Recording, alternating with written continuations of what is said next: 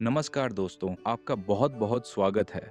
अगर आपने आज यहाँ समय निकाला है, तो समझ लो कि आप अपनी ज़िंदगी के सबसे महत्वपूर्ण विषयों में से एक पर बात करने वाले हैं, पैसे पर। आज हम शुरू करने जा रहे हैं एक ऐसी किताब को, जिसे दुनिया भर में करोड़ों लोगों ने पढ़ा है और जिसने लाखों लोगों की सोच हमेशा के लिए बदल दी है। इस किताब का नाम है द साइकोलॉजी ऑफ मनी, पैसे का मनोविज्ञान। लेखक हैं मॉर्गन हॉसल। ये कोई आम फाइनेंस बुक नहीं है। यहाँ आपको स्टॉक टिप्स नहीं मिलेंगे। यहाँ आपको कैसे करोड़पति बने वाले फॉर्मूले नहीं मिलेंगे। यहाँ आपको मिलेगा वो सच जो ज्यादातर लोग जानते हुए भी अनदेखा कर देते हैं। ये किताब बताती है कि पैसा गणित नहीं है, पैसा मनोविज्ञान है। 8 अध्यायों में हम समझेंगे कि क्यों कोई भी पैसे के मामले में पागल नहीं होता, किस्मत और जोखिम का कितना बड़ा रोल होता है और चाहिए वाली भूख कैसे बर्बाद कर देती है। कंपाउंडिंग का असली जादू क्या है, अमीर बनना और अमीर बने रहना कितना अलग है, कुछ चुनिंदा फैसले कैसे पूरी जिंदगी बदल देते हैं, असली दौलत क्या होती है, और आखिर में man in the car paradox. ये यात्रा आसान नहीं होगी। ये आपको आईना दिखाएगी, आपके अहंकार को हिलाएगी, लेकिन अगर आप अंत तक मेरे साथ जुड़े रहे तो वादा है, आपकी सोच हमेशा के लिए बदल जाएगी।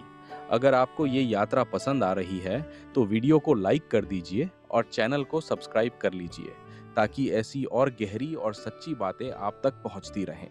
बेल आइकन भी दबा देना ताकि कोई भी नई वीडियो मिस ना हो। तो तैयार हो जाइए, फोन साइलेंट कर दीजिए और दिल से सुनिए। अब हम शुरू करते हैं। पैसा हर व्यक्ति चाहता है। कोई इसे कमाने में जुटा रहता है, कोई इसे बचाने में लगा रहता है और कोई इसे खोने के भय में जी रहा होता है। लेकिन असली सच्चाई ये है कि पैसा जितना दिखाई देता है, असल में उतना होता नहीं। पैसा केवल कागज नहीं है, पैसा सिर्फ संख्याएं नहीं है। पैसा तुम्हारी सोच है, तुम्हारा डर है, तुम्हारा लालच है और तुम्हारे फैसलों की सच्चाई है। यही वजह है कि कुछ लोग करोड़ों कमा लेने के बाद भी भीतर से खाली रह जाते हैं और कुछ लोग कम कमाकर भी खुद को इतना मजबूत बना लेते हैं कि परिस्थितियां उन्हें हिला नहीं पाती। फर्क कहाँ है? न किस्मत में और न मौकों में। फर्क उस दृष्टि में है जिससे तुम पैसे को देखते हो, क्योंकि अंत में तुम पैसा नहीं संभालते, तुम अपनी सोच संभालते हो और वही तय करती है कि तुम पैसा बनाओगे या पैसा तुम्हें बना देगा। अब ध्यान से सुनो, क्योंकि आगे जो तुम सुनने वाले हो वो तुम्हारे पैसे को नहीं बल्कि तुम्हारी सोच को बदल देगा। चैप्टर 1, नो वंस क्रेजी रात के 3 बजे हैं। तुम अपने कमरे में अकेले बैठे हो, चारों ओर सन्नाटा पसरा है, लेकिन तुम्हारे दिमाग के भीतर एक शोर मचा हुआ है। तुम्हारे हाथ में स्मार्टफोन है और उसकी नीली रोशनी तुम्हारे चेहरे पर पड़ रही है। तुम अपने बैंक खाते का बैलेंस देख रहे हो या शायद उस निवेश के बारे में सोच रहे हो जिसने पिछले कुछ महीनों में तुम्हें बहुत तनाव दिया है। तुम्हारे सीने में एक अजीब सी बेचैनी है, एक डर है, एक उलझन है। तुम खुद से एक सवाल पूछ रहे हो जो हम सब कभी न कभी पूछते हैं, क्या मैं सही कर रहा हूँ या मैं अपनी जिंदगी की सबसे बड़ी गलती कर रहा हूँ? तुम अपने आसपास के लोगों को देखते हो, कोई शेयर बाजार में अपनी पूरी जमा पूंजी लगा रहा है, कोई अपना सारा पैसा रियल एस्टेट में डाल रहा है, तो कोई पुराने विचारों की तरह सोने के सिक्के खरीद कर तिजोरी में बंद कर रहा है। तुम्हें लगता है कि इनमें से कुछ लोग पूरी तरह पागल हैं। तुम सोचते हो कि वे कितने मूर्ख हैं जो इतने बड़े जोखिम ले रहे हैं, या वे कितने बेवकूफ हैं जो अपने पैसे को सड़ने के लिए बैंक के कम ब्याज वाले खाते में छोड़ रहे हैं। लेकिन आज इस अंधेरे कमरे में मेरी बात को बहुत ध्यान से सुनो। इस दुनिया में कोई भी पागल नहीं है। जिसे तुम पागलपन कहते हो वो किसी और के लिए खुद को सुरक्षित रखने का एकमात्र तरीका है। जिसे तुम बेवकूफी समझते हो वो किसी दूसरे इंसान के लिए जिंदगी का सबसे बड़ा सच है। हम सब पैसे को लेकर जो भी फैसले लेते हैं, वे फैसले उस वक्त हमारे दिमाग में चल रहे सच के हिसाब से बिल्कुल सही होते हैं। ये सुनकर शायद तुम्हें अजीब लगे, लेकिन पैसा गणित नहीं है, पैसा मनोविज्ञान है। ये भावनाओं का खेल है। चलो इतिहास की एक ठंडी और डरावनी गली में चलते हैं। साल 1930 का अमेरिका, द ग्रेट डिप्रेशन। ये वो दौर था जब दुनिया की अर्थव्यवस्था पूरी तरह ढह गई थी। सड़कों पर सन्नाटा था, बड़ी बड़ी फैक्ट्रियां बंद हो चुकी थीं, लोग दाने दाने के लिए तरस रहे थे। एक छोटा लड़का जिसकी उम्र सिर्फ 10 साल है, अपने पिता को रोते हुए देखता है क्योंकि उनका बैंक डूब चुका है और उनकी जिंदगी भर की कमाई एक झटके में गायब हो गई है। वो लड़का भूख और बेबसी को अपने अंदर महसूस करता है। वो देखता है कि कैसे एक रात में लोग रईस से फकीर बन गए। अब वक्त को थोड़ा आगे बढ़ाते हैं। साल 1950 का दशक। वही लड़का अब 30 साल का एक जवान आदमी बन चुका है। अमेरिका की अर्थव्यवस्था अब आसमान छू रही है। शेयर बाजार हर दिन नए रिकॉर्ड बना रहा है। लोग चिल्ला चिल्ला कर कह रहे हैं कि शेयरों में पैसा लगाओ, अमीर बन जाओ। लेकिन वो आदमी शेयर बाजार की तरफ देखता भी नहीं है। वो अपने पैसे को जमीन के नीचे गाड़ कर रखना पसंद करता है या बहुत ही सुरक्षित सरकारी योजनाओं में डालता है। वो हर उस इंसान को बेवकूफ समझता है जो शेयर बाजार में एक भी रुपया लगाता है। अब तुम बताओ, क्या वो आदमी पागल है? क्या वो अनपढ़ है? बिल्कुल नहीं। उसने अपनी जिंदगी के सबसे नाजुक सालों में गरीबी का वो खौफनाक चेहरा देखा है जिसे आज की पीढ़ी कभी समझ ही नहीं सकती। उसके लिए जोखिम का मतलब सिर्फ एक नंबर या प्रतिशत नहीं है। उसके लिए जोखिम का मतलब है वो काली रात जब उसके घर में खाने के लिए कुछ नहीं था। उसके अनुभव ने उसके दिमाग में एक ऐसी दीवार खड़ी कर दी है जिसे कोई भी वित्तीय सलाहकार नहीं तोड़ सकता। दूसरी तरफ एक ऐसा लड़का है जिसका जन्म 1970 में हुआ था। जब वो जवान हुआ तो उसने सिर्फ आर्थिक तरक्की देखी। उसने देखा कि शेयर बाजार में पैसा लगाने वाले लोग रातों रात अमीर बन रहे हैं। उसके लिए शेयर बाजार एक वरदान है। वो बिना डरे अपना सारा पैसा वहां लगा देता है। ये दोनों इंसान एक ही देश में रह रहे हैं। दोनों के पास एक जैसी किताबें हैं। दोनों एक ही भाषा बोलते हैं, लेकिन दोनों का सच बिल्कुल अलग है। दोनों में से कोई भी पागल नहीं है। वे बस अपनी अपनी जिंदगी की कॉपियों में लिखे हुए अनुभवों के हिसाब से जी रहे हैं। हम अक्सर ये गलती करते हैं कि हम सोचते हैं कि पैसा एक स्प्रेडशीट की तरह काम करता है। हम सोचते हैं कि अगर हम किसी को सही डेटा दे दें, सही फॉर्मूला बता दें, तो वो सबसे सही फैसला लेगा। लेकिन इंसान मशीन नहीं है। हम भावनाओं के पुतले हैं। हमारे फैसले हमारी रातों की नींद, हमारे बचपन के डर और हमारे माता पिता की बातों से तय होते हैं। तुम्हें किताबों में क्या पढ़ा है उससे कोई फर्क नहीं पड़ता। फर्क इससे पड़ता है कि तुमने अपनी जिंदगी में क्या महसूस किया है।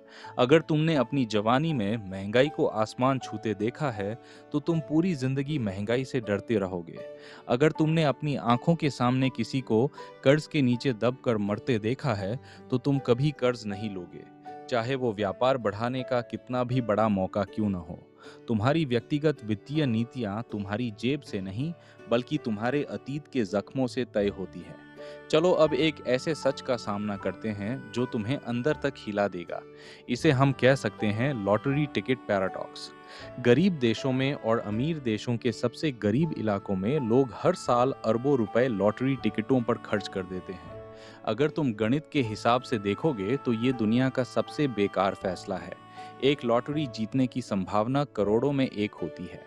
वो पैसा जो वे लॉटरी टिकट पर खर्च कर रहे हैं, अगर वे उसे बचाकर किसी छोटी सी जगह पर निवेश करें तो वे अपने बच्चों के लिए एक बेहतर भविष्य बना सकते हैं। बाहर से देखने वाले लोग, जैसे कि बड़े बड़े अमीर लोग या वित्तीय विशेषज्ञ, उन्हें देखकर हंसते हैं।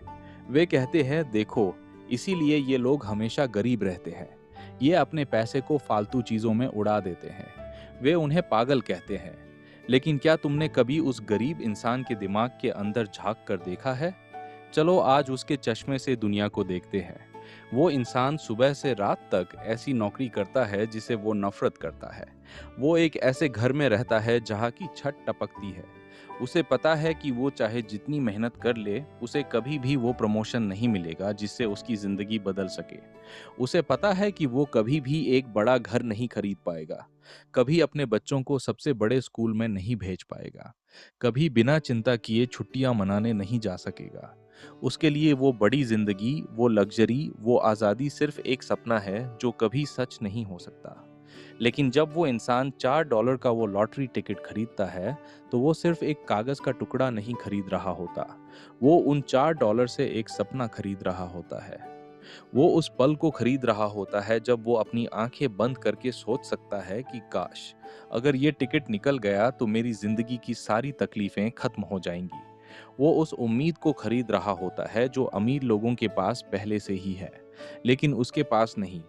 वो लॉटरी टिकट उसका एक जरिया है उस बड़ी जिंदगी को छूने का जिसे वो कभी नहीं छू सकता। क्या ये फैसला गणित के हिसाब से सही है? बिल्कुल नहीं। लेकिन क्या ये फैसला उसके मानसिक सुकून के लिए, उसकी जिंदगी की बेबसी को सहने के लिए सही है? हाँ, उसके नजरिए से वो पागल नहीं है। वो बस अपनी बेबसी का एक छोटा सा समाधान ढूंढ रहा है। हम सब अपनी जिंदगी की एक ऐसी लड़ाई लड़ रहे हैं जिसके नियम हम खुद नहीं बनाते। हम सब एक ऐसे खेल के मैदान में खड़े हैं जहां हर किसी का नक्शा अलग है। जब तुम किसी को देखते हो जो बहुत बड़ा कर्ज लेकर एक महंगी गाड़ी खरीदता है, तो तुम्हें लगता है कि वो दिखावा कर रहा है, वो बेवकूफ है। लेकिन शायद उसने बचपन में बहुत अपमान सहा है। शायद उसे हमेशा ये महसूस कराया गया कि वो दूसरों से कमतर है। वो महंगी गाड़ी उसके लिए सिर्फ एक परिवहन का जरिया नहीं है, वो उसका खोया हुआ आत्मसम्मान है जिसे वो दुनिया को दिखाना चाहता है। वो उस कमी को भरने की कोशिश कर रहा है जो उसके बचपन में छोड़ी गई थी।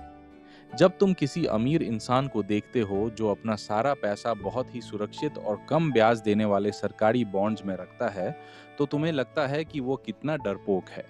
वो इतने पैसे को और बढ़ा क्यों नहीं रहा? लेकिन शायद उसने अपने पिता को बहुत बड़े कर्ज के नीचे दबकर मरते देखा है। उसके लिए अब और पैसा कमाना जरूरी नहीं है। उसके लिए उस सुकून को बचाना जरूरी है जो उसे रात को शांति से सुला सके।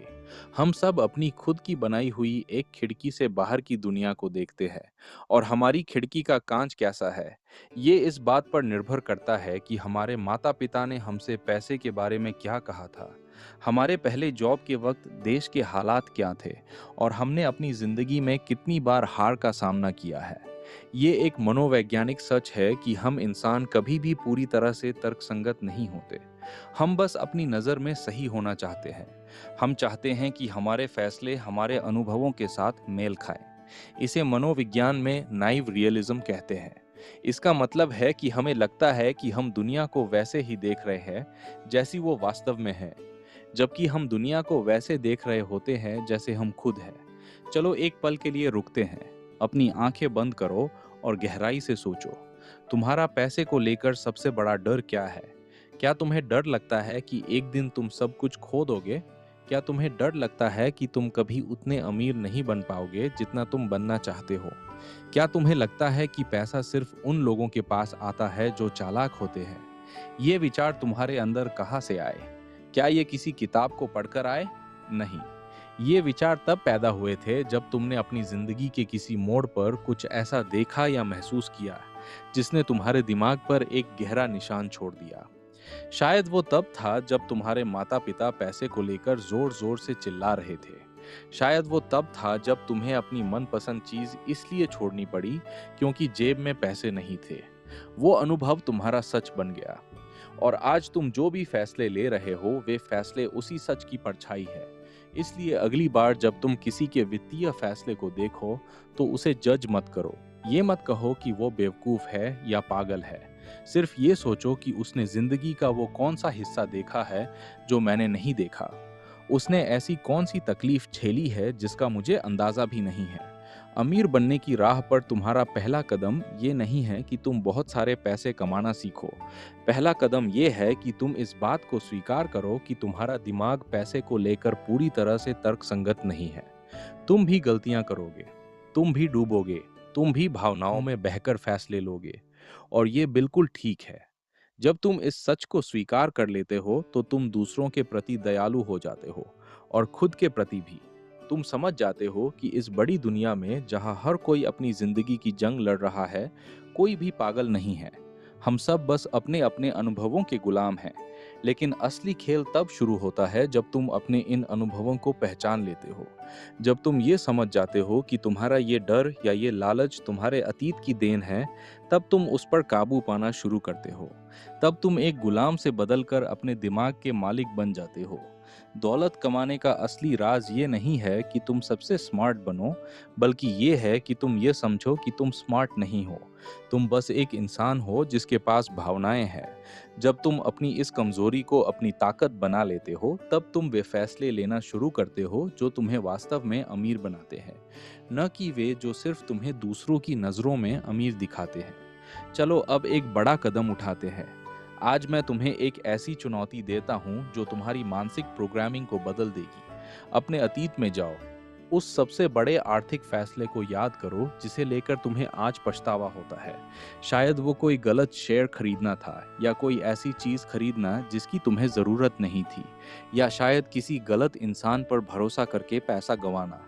उस फैसले को एक जज की तरह मत देखो, उस फैसले को एक दोस्त की तरह देखो जो तुम्हारी उस वक्त की मानसिक स्थिति को समझना चाहता है। सोचो कि उस वक्त तुम्हारे अंदर क्या डर चल रहा था। क्या तुम समाज में अपनी इज्जत बढ़ाना चाहते थे? क्या तुम किसी चीज से डर रहे थे? क्या तुम जल्दबाजी में थे? जब तुम उस फैसले के पीछे के मनोविज्ञान को समझ जाओगे, तो तुम देखोगे कि उस समय के हिसाब से तुम पागल नहीं थे। तुम बस अपने अनुभवों के आधार पर एक फैसला ले रहे थे।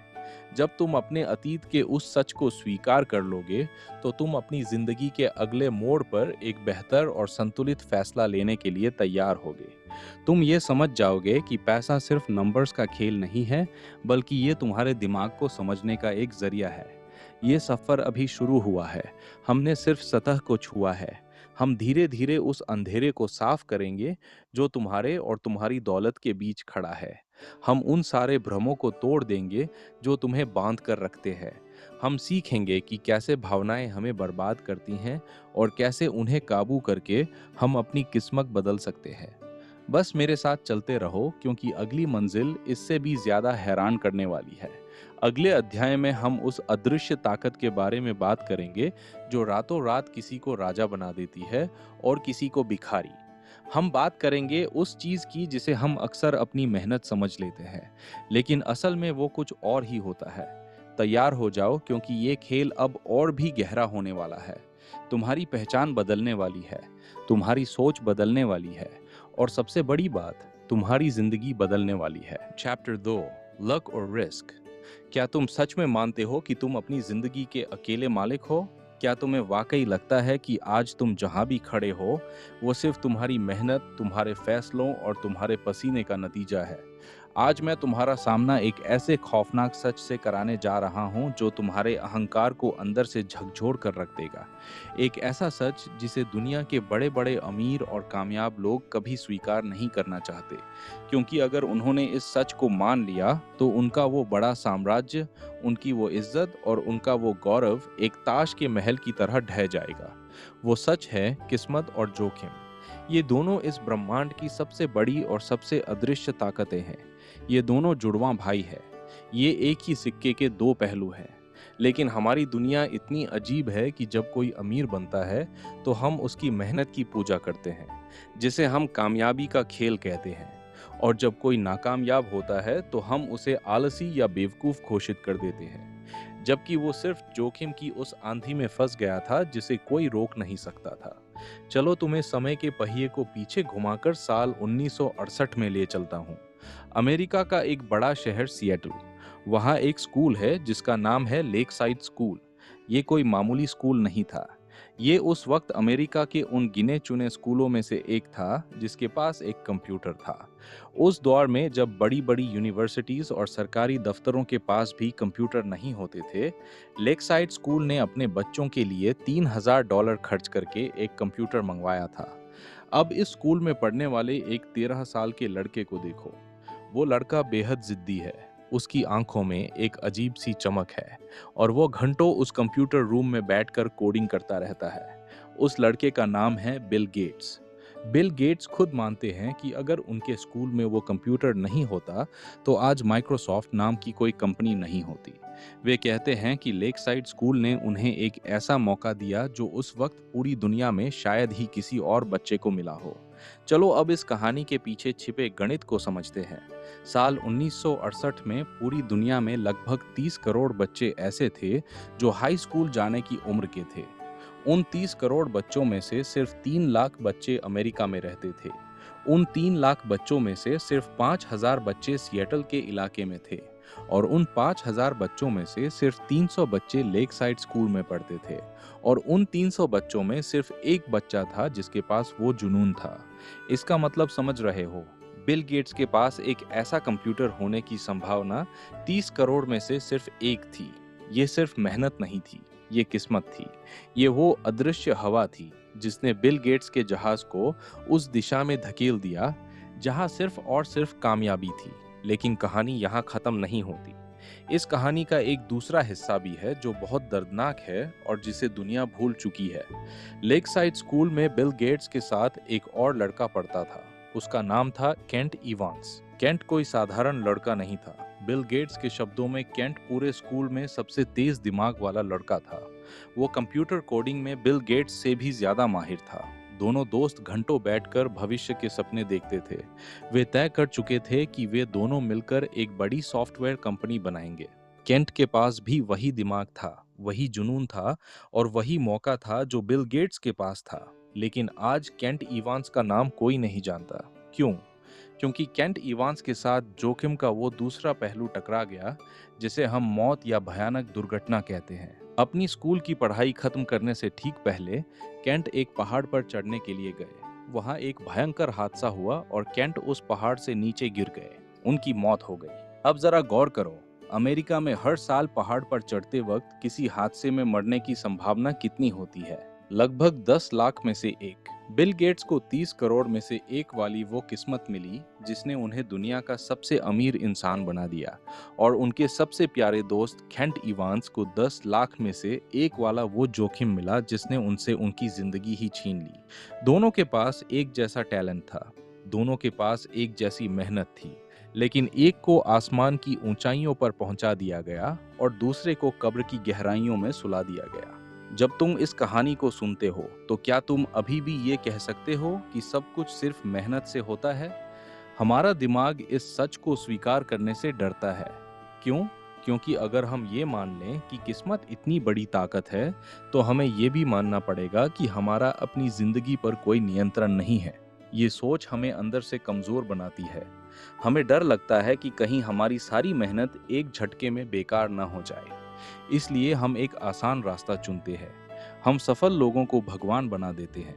हम उनकी हर आदत की नकल करने लगते हैं। हम सोचते हैं कि अगर वॉरेन बफेट सुबह 4 बजे उठते हैं तो हमें भी 4 बजे उठना चाहिए। अगर एलन मस्क हफ्ते में 100 घंटे काम करते हैं तो हमें भी 100 घंटे काम करना चाहिए। लेकिन हम ये भूल जाते हैं कि वॉरेन बफेट जिस दौर में पैदा हुए थे, जब अमेरिका का शेयर बाजार अपने सबसे बड़े उभार पर था, वो उनकी किस्मत थी। अगर वही बफेट किसी ऐसे देश में पैदा होते जहां शेयर बाजार ही नहीं था, तो क्या वे आज इतिहास के सबसे महान निवेशक बन पाते? कभी नहीं। चलो एक और वास्तविक उदाहरण देखते हैं जो तुम्हें दंग कर देगा। इतिहास के सबसे मशहूर और ताकतवर बिजनेसमैन में से एक थे कॉर्नेलियस वेंडरबिल्ट। उन्होंने अमेरिका में रेलवे का एक बहुत बड़ा साम्राज्य खड़ा किया था। वे अपनी बेबाकी और निडर फैसलों के लिए जाने जाते थे। एक बार वेंडरबिल्ट से किसी ने कहा कि वे जो काम कर रहे हैं वो कानून के खिलाफ है। वेंडरबिल्ट ने हंसते हुए जवाब दिया था, कानून? क्या तुम्हें सच में लगता है कि मुझे कानून की परवाह है? मेरे पास पैसा है, मैं खुद कानून बनाता हूँ।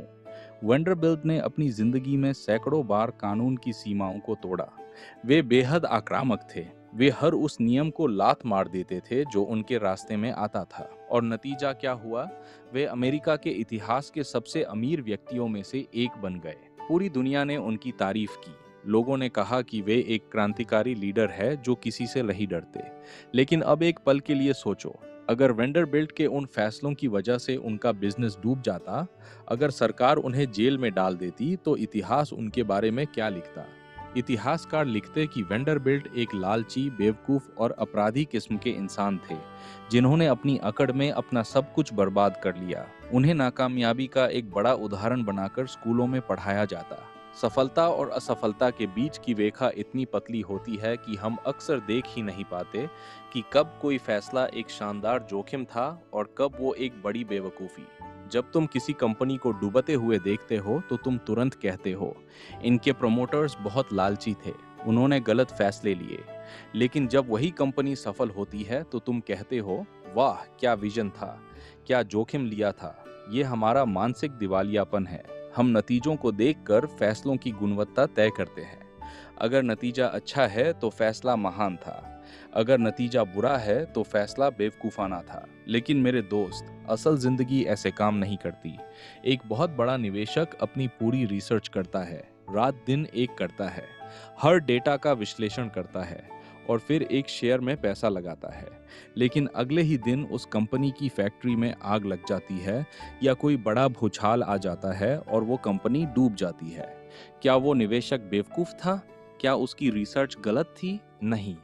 वो सिर्फ जोखिम के उस चक्रव्यूह में फंस गया जिसके बारे में कोई नहीं जान सकता था। दूसरी तरफ एक ऐसा लड़का है जो बिना सोचे समझे सिर्फ अपने दोस्त के कहने पर एक बकवास से दिखने वाले कॉइन में अपना पैसा लगा देता है और अचानक 2 दिन बाद उस कॉइन की वैल्यू 10 गुना बढ़ जाती है। क्या वो लड़का कोई जीनियस है? क्या उसके पास कोई दिव्य दृष्टि थी? नहीं। वो सिर्फ किस्मत की उस लहर पर सवार था जो उसे किनारे पर ले आई। तो फिर इस उलझन का समाधान क्या है? हम इस जिंदगी को कैसे जिएं जहां किस्मत और जोखिम का इतना बड़ा राज है?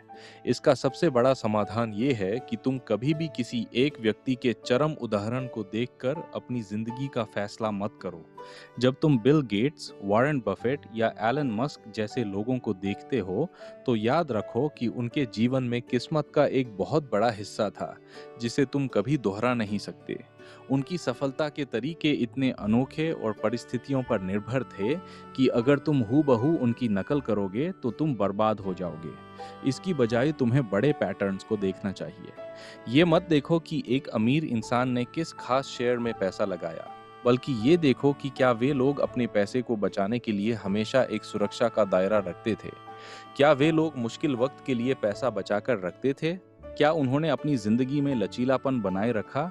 जब तुम बड़े पैटर्न्स को देखते हो तो तुम किस्मत के असर को कम कर देते हो और अपने सफल होने की संभावना को बढ़ा देते हो। और सबसे बड़ी बात, जब चीजें खराब हों, जब तुम्हारा कोई बड़ा बिजनेस डूब जाए, जब तुम्हारा निवेश किया हुआ पैसा डूब जाए, तो खुद को कोसना बंद करो। खुद को एक नाकामयाब इंसान मत समझो। याद रखो कि शायद तुम सिर्फ जोखिम के गलत हिस्से पर खड़े थे। अपने फैसलों का विश्लेषण करो, लेकिन अपनी आत्मा को चोट मत पहुंचाओ। उसी तरह जब तुम बहुत बड़ी कामयाबी हासिल करो, जब तुम्हारा बैंक बैलेंस बढ़ने लगे, तो अपने पैर जमीन पर रखो। अपने अहंकार को अपने सिर पर मत चढ़ने दो। शीशे के सामने खड़े होकर खुद से कहो, ये सिर्फ मेरी मेहनत नहीं है, इस ब्रह्मांड की किसी अदृश्य ताकत ने मेरा साथ दिया है। मुझे विनम्र रहना होगा। दौलत के इस खेल में विनम्रता ही तुम्हारी सबसे बड़ी ढाल है, क्योंकि जो किस्मत तुम्हें आज आसमान पर बिठा सकती है, वही किस्मत कल तुम्हें धूल में भी मिला सकती है। चलो, आज इस अध्याय के अंत में मैं तुम्हें एक गहरी चुनौती देता हूँ। आज रात सोने से पहले अपने जीवन की सबसे बड़ी सफलता के बारे में सोचो। वो नौकरी, वो प्रमोशन, वो बड़ा प्रॉफिट जो तुम्हें मिला था। अब उस सफलता में से अपनी मेहनत को एक तरफ हटा दो और ईमानदारी से सोचो कि ऐसी कौन सी बाहरी परिस्थितियां थीं, ऐसे कौन से लोग थे और ऐसी कौन सी किस्मत थी जिसने उस वक्त तुम्हारा साथ दिया था। जब तुम उस अदृश्य हाथ को देखना शुरू कर दोगे तो तुम्हारे अंदर से सारा अहंकार पिघल जाएगा। तुम ज्यादा शांत, ज्यादा समझदार और ज्यादा लचीले बन जाओगे। और यही वो मानसिकता है जो तुम्हें असली अमीर बनाएगी। ये सफर अब और भी गहरा होने जा रहा है। अगले अध्याय में हम एक ऐसी भूख के बारे में बात करेंगे जो बड़े बड़े साम्राज्यों को निगल जाती है।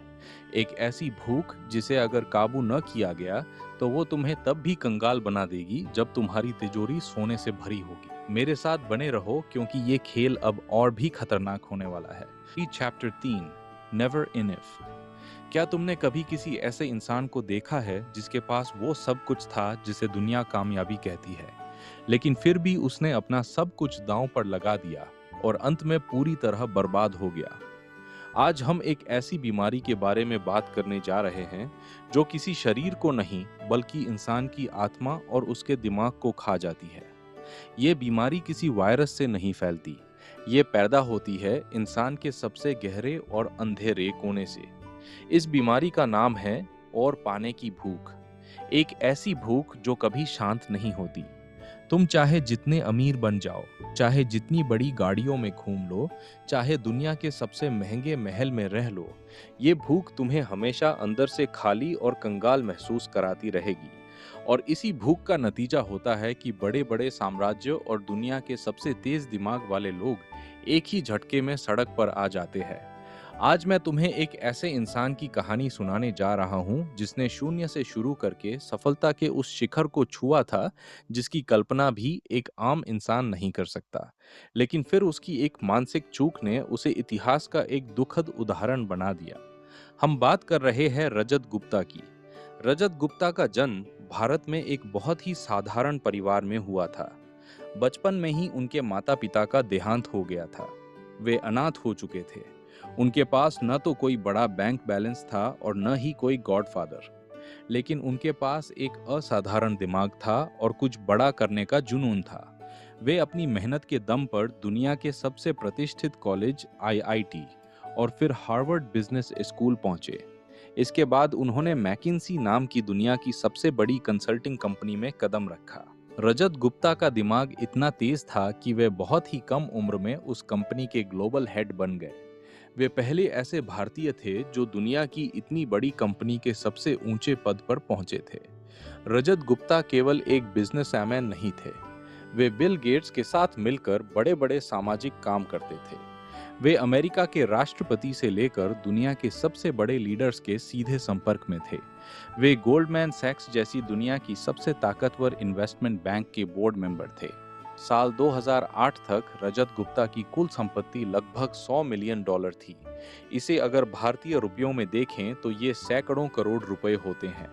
अब जरा ठंडे दिमाग से सोचो, अगर तुम्हारे पास इतने पैसे हों कि तुम्हारी आने वाली 7 पीढ़ियां बिना काम किए राजाओं की तरह जी सके, तो क्या तुम और जोखिम लोगे?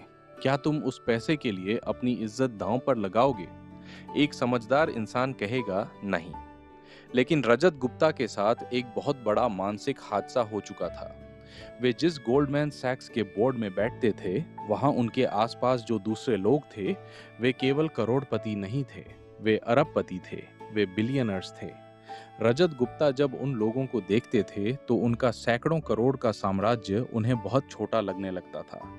वे जब देखते थे कि उनके दोस्त प्राइवेट जेट से घूम रहे हैं और उनके पास खुद के बड़े बड़े आइलैंड्स हैं, तो रजत गुप्ता के अंदर का वो अनाथ लड़का फिर से जाग उठता था।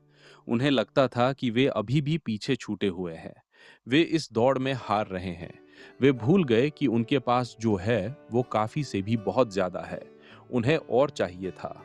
उन्हें बिलियनर क्लब में शामिल होना था और इसी भूख ने उनसे एक ऐसा फैसला कराया जिसने उनकी पूरी जिंदगी तबाह कर दी। साल 2008 की मंदी के दौरान वॉरेन बफेट ने गोल्डमैन सैक्स में 5 बिलियन का एक बहुत बड़ा निवेश करने का फैसला किया था।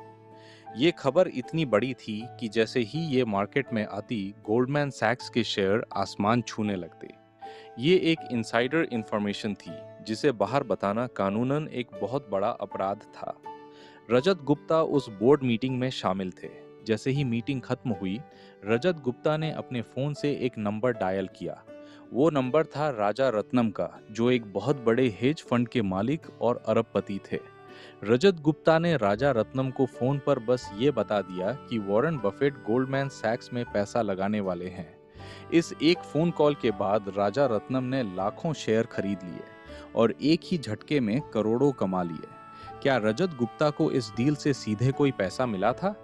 नहीं। वे बस उस अरबपति दोस्त की नजरों में बड़ा बनना चाहते थे। वे उस पैसे के खेल का हिस्सा बनना चाहते थे जो सिर्फ सबसे अमीर लोगों के लिए था। लेकिन कानून की नजरें बहुत तेज होती हैं। अमेरिकी सरकार राजा रत्नम के फोन टैप कर रही थी। रजत गुप्ता की वो आवाज रिकॉर्ड हो चुकी थी और फिर जो हुआ उसने पूरी दुनिया को हिलाकर रख दिया। रजत गुप्ता, जो कभी दुनिया के सबसे सम्मानित सीईओ में से एक थे, उन्हें हथकड़ी लगाकर जेल में डाल दिया गया। उनकी साख, उनकी इज्जत और उनका सम्मान सब कुछ मिट्टी में मिल गया। वे एक अपराधी बनकर रह गए। चलो अब इस कहानी के पीछे छिपे मनोविज्ञान को समझते हैं। रजत गुप्ता के पास वो सब कुछ था जिसे कोई भी इंसान अपनी पूरी जिंदगी में पाने का सपना देखता है। दौलत, शोहरत, ताकत और सम्मान। लेकिन वे एक ऐसी चीज के पीछे भागे जिसकी उन्हें रत्ती भर भी जरूरत नहीं थी, और उसे पाने के लिए उन्होंने वो सब कुछ दांव पर लगा दिया जो उनके लिए सबसे कीमती था। ये कोई इकलौता उदाहरण नहीं है। इतिहास ऐसी कहानियों से भरा पड़ा है जहां सबसे समझदार लोग इस जाल में फंसे हैं। तुम्हें साल 1929 के अमेरिका में ले चलता हूँ। इतिहास का सबसे बड़ा stock market crash, the great crash. सड़कों पर लोग रो रहे थे, बड़ी बड़ी कंपनियां एक ही दिन में खत्म हो गई थीं। लोग अपनी खिड़कियों से कूदकर जान दे रहे थे क्योंकि उनका सब कुछ बिक चुका था। लेकिन उसी दिन एक आदमी अपने घर लौटता है और अपनी पत्नी से कहता है, आज मेरी जिंदगी का सबसे बेहतरीन दिन था। उस आदमी का नाम था जेसी लिवरमोर। वे अपने दौर के सबसे महान स्टॉक मार्केट ट्रेडर थे। जब पूरी दुनिया मंदी में डूब रही थी, जेसी लिवरमोर ने मार्केट के खिलाफ एक बहुत बड़ी बाजी खेली थी और एक ही दिन में 100 मिलियन कमा लिए थे। उस दौर में 100 मिलियन डॉलर आज के कई बिलियन डॉलर के बराबर होते हैं। जेसी लिवरमोर रातों रात दुनिया के सबसे अमीर लोगों में शामिल हो गए। उनका परिवार सुरक्षित था, उनकी आने वाली पीढ़ियां सुरक्षित थीं। लेकिन जेसी लिवरमोर के अंदर भी वही भूख थी। उन्हें लगा कि वे अब कभी गलत हो ही नहीं सकते। वे बाजार के भगवान बन चुके हैं। उन्होंने अपने पैसे को सुरक्षित रखने के बजाय और बड़ा दांव लगाना शुरू कर दिया। वे अपनी लिमिट से बाहर जाकर जोखिम लेने लगे और अगले कुछ ही सालों में वक्त ने ऐसी करवट ली कि जेसी लिवरमोर की एक के बाद एक कई बाजियां उल्टी पड़ गईं। वे पूरी तरह से दिवालिया हो गए। जो इंसान 100 मिलियन डॉलर का मालिक था, उसके सिर पर इतना कर्ज हो गया कि वो उसे कभी चुका नहीं सकता था। और अंत में इस मानसिक दबाव और हार को न सह पाने के कारण जेसी लिवरमोर ने न्यूयॉर्क के एक होटल के वॉशरूम में जाकर खुद को गोली मार ली। ये दोनों कहानियां हमें एक बहुत बड़ा और कड़वा सच सिखाती है। तुम्हें ये जानना ही होगा कि तुम्हारे लिए काफी क्या है। अगर तुम्हें ये नहीं पता कि तुम्हें किस मोड़ पर आकर अपनी दौड़ को धीमा करना है, तो तुम चाहे जितना कमा लो, तुम हमेशा एक बहुत बड़े खतरे की कगार पर खड़े रहोगे। अमीर बनने की इस रेस में सबसे बड़ा विलन कौन है? वो विलन है सोशल कंपैरिजन, यानी दूसरों से अपनी तुलना करना। जब तुम एक मोटरसाइकिल पर होते हो तो तुम कार वाले को देखकर जलते हो। जब तुम एक छोटी कार खरीदेते हो तो तुम बड़ी कार वाले को देखते हो। जब तुम बड़ी कार वाले बन जाते हो तो तुम उस इंसान को देखते हो जिसके पास सुपर कार है, और सुपर कार वाला इंसान उस इंसान को देखकर दुखी होता है जिसके पास अपना खुद का प्राइवेट जेट है। ये एक ऐसा कुआं है जिसकी कोई गहराई नहीं है। तुम इस दौड़ में चाहे जितने आगे निकल जाओ, हमेशा कोई ना कोई ऐसा जरूर होगा जो तुमसे आगे खड़ा होगा। और अगर तुम्हारी खुशी इस बात पर निर्भर करती है कि तुम दूसरों से आगे हो या नहीं, तो तुम अपनी पूरी जिंदगी सिर्फ एक चूहा दौड़ में बिता दोगे, जहां अंत में सिर्फ थकान और पछतावा मिलता है। सोचो, एक बहुत बड़ा जंगल है। वहां एक शेर है जो बहुत ताकतवर है। वो हर दिन शिकार करता है और भरपेट खाना खाता है। लेकिन अगर वो शेर सिर्फ इसलिए पूरा जंगल तबाह करने पर उतर आए कि उसे दूसरे शेर से ज्यादा शिकार जमा करना है, तो अंत में वो खुद भूखा मर जाएगा, क्योंकि पूरा जंगल खाली हो चुका होगा। हम इंसान भी यही करते हैं। हम अपनी जरूरतें भूल जाते हैं और सिर्फ अपने ईगो को संतुष्ट करने के लिए पैसे के पीछे भागते हैं। तुम्हें अपने दिमाग में एक लक्ष्मण रेखा खींचनी होगी। तुम्हें खुद से एक बहुत ही कड़ा सवाल पूछना होगा, मेरी जिंदगी में वो कौन सा पॉइंट है जहां पहुंचने के बाद मुझे और ज्यादा पैसा कमाने के लिए अपनी शांति, अपने परिवार, अपने आत्मसम्मान और अपनी आजादी को दांव पर लगाने की जरूरत नहीं है। याद रखो, कुछ चीजें ऐसी होती हैं जो अनमोल होती हैं। उनकी कोई कीमत नहीं लगाई जा सकती। तुम्हारा आत्मसम्मान, तुम्हारी आजादी, तुम्हारा परिवार और तुम्हारी मानसिक शांति। अगर तुम इन चीजों को दांव पर लगाकर और ज्यादा अमीर बनने की कोशिश कर रहे हो, तो तुम दुनिया के सबसे बड़े बेवकूफ हो। तुम एक ऐसी डील कर रहे हो जहां तुम सोना बेचकर मिट्टी खरीद रहे हो। रजत गुप्ता ने अपनी आजादी और अपनी इज्जत खो दी, जिसे वे दुनिया के सारे अरबों रुपयों से भी वापस नहीं खरीद सकते थे। जेसी लिवरमोर ने अपनी जान खो दी, जिसे वे अपनी किसी भी कामयाब ट्रेड से वापस नहीं ला सकते थे।